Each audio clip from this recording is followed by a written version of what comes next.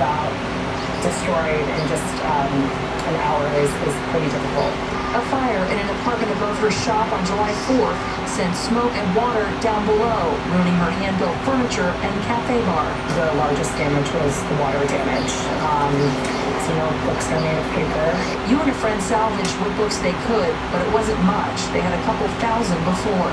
There's so many books here that I love. In January 2022, CBS 2's Elle McLogan introduced us to you, a former chemical engineer who poured her life savings into opening the bookstore. It's the first female Asian American bookstore in New York City, and the focus is on immigrant stories, mostly those that don't take up a ton of shelf space at most other bookstores. A place for people to read, grab some coffee or wine, and also just sit down and talk. I think the hunger for what our store offered became even stronger the more people heard about it. That was something I never expected. Author Henry Chang stopped by to check on you. I was heartbroken. Even worse, she learned it would be a year before she could reopen in this location due to repairs. The bookstore may be down, but it's not out.